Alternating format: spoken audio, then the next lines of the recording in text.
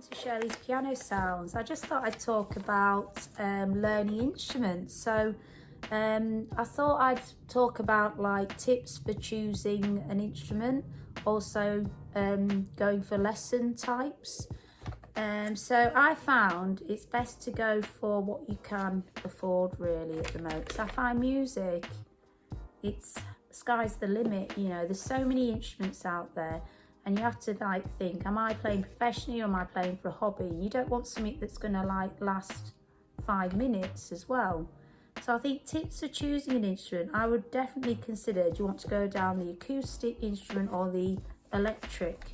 Now electric is good because you can plug in headphones, so it can make it very quiet. And also if you've got like neighbours, it's just like considerate. But then as well, you might want to think of like, is it going to have a good range if I'm performing? So when I've been looking at violins and pianos, I've noticed they have both acoustic and electric.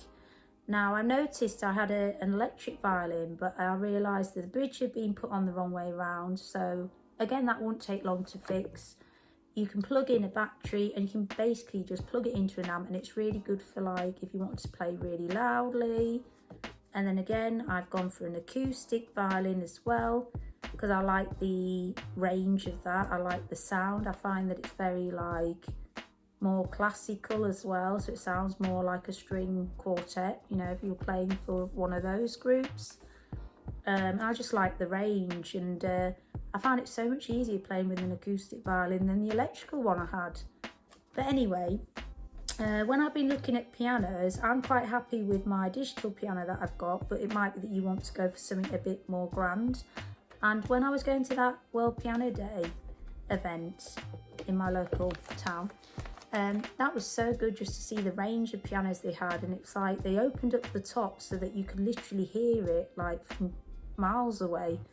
And it was just nice to see, like they had like a honky tonk style piano. They had like different, I don't know the makers of these pianos, but I got talking to the piano tuner and he said he'd been hard to tune a few of them, so there was some that he couldn't quite get round to, but it was just nice to just have the opportunity to perform and play in front of a load of people.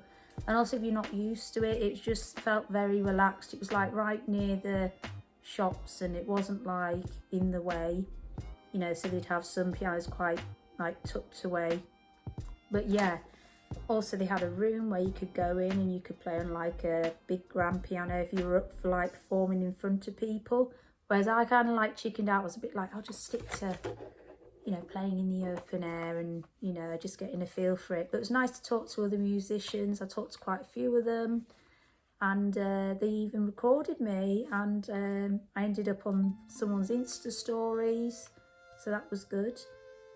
And when you're looking at lessons, going back to the lessons, you need to really consider like how long do you want to have your lesson for. So the minimum lesson time I would say is 30 minutes, and whether you benefit from a private teacher or group teaching. Also, do you want to go to the lesson remotely or do you want to go face to face? So I find the shorter the lesson, the cheaper. But also because I don't mind going away, I'm quite disciplined. I like to go away and practice myself. So I find that that's long enough, and I find it's quite hectic with everything else going on during the week. It might be that you've got time to go for a longer lesson. Also, I like the music school that I go to because it's not far, so I can have the option of either walking or driving. Also, it means I can go on an evening and I've got childcare sorted. And also I've got the option, you know, if I need to use the car, because we share a car at the moment, it's just nice to know that I've got options. Also, when you're thinking of going for lessons, you obviously will need music books or sheet music. So it's like whether you want to go to the library or whether you want to buy a book. So I think libraries are good because you can like almost borrow a music book, and then you can see if I like it or if I don't like it. Also, they do that the same type of arrangement for I've heard you can actually borrow. I think I asked on Instagram threads, and somebody from New York said, I don't know which museum it was, but they actually loan out musical instruments. and they said that you just go on the website, choose what you want, and it wasn't that expensive, so you could actually try, say, a violin for like a month at a time. You could see if it's an instrument you'd like to practice with.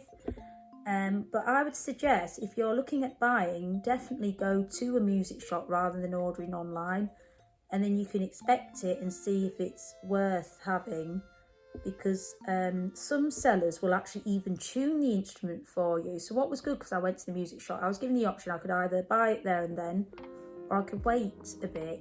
So I went for a coffee and then came back, and they actually tuned the instrument for me, so it saved me loads of time, because if I'd have done it at my music lesson, that would have eaten into my 30 minutes like lesson time.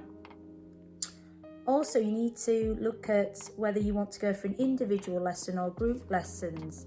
So I would suggest also it's worth, especially when say a child's in school and they might want to learn through the school. So I know that it's quite common for a music teacher to come in, they might teach like 3 or 4 students at a time. And I found that's really cost effective. So look at saxophone, you know, if you want to learn at the local school, I think you only pay like, I think it's like 120 for the year, but you basically get loan of an instrument, so you can borrow an instrument, and then you also get to be taught with a group of students, and you actually can learn off the students as well, so it's really good for peer-to-peer like learning. So I would definitely go for that option, because that's how I learned the violin when I was younger. Also, you need to look at the teacher now, whether they learn music by ear or whether they read sheet music. So you might find your child benefits from more music ear training rather than learning to read music theory. So that's something I would definitely consider. Also, you have to think, do you want to go for music exams or do you want to play for a hobby? Now I find, you know, because I'm like a grown-up now, it's like, do I want to go for exams? And I kind of have to think of my long-term goal, like, am I doing it just to play for a hobby? Or do I want to go down the more serious route? And only you can tell when you go to the lessons whether you want to do that. And I feel like music exams are more like a challenge. So it's something that you think, yes, I'd like to do that. It kind of looks good as well on your CV. But also when you're learning an instrument, you need to really look at your pattern during the week. Like, have I got time to do this? I mean, if you're somebody that naturally enjoys doing music lessons, going to music lessons, then I would definitely look into that. But if you're somebody that thinks, nah, I need to like really get disciplined and have like a teacher to go to, it might be worth, you know, thinking of, do I even book some time off work, you know, just so I've got time to practice? It's a bit like studying for a degree, but maybe not at that level. But, you know, you've got to think, I've got to have the time to study and really sink it in. And, you know, that's what I'd go for. What I've noticed as well, a lot of places, they offer the option for a rolling monthly contract, and I think that's really good, because it's like both the teacher and the student can see if it's working for them, and then all you have to do is you just basically give written notice if you don't want to do it. But yeah, I would definitely also look at travel costs, like how much is it really cost me to go to these lessons. I mean, you might find that you benefit from learning remotely, and it's all to do with budgets, and not everybody's got like lots of cash to, you know, go for all this. Otherwise they'd be learning multiple instruments, unless you're really talented and you feel, you know what, I can just teach myself. And that's another thing, you've got the beauty of YouTube, so you can learn off other people. And yeah, it's just something to consider. Anyway, bye for now.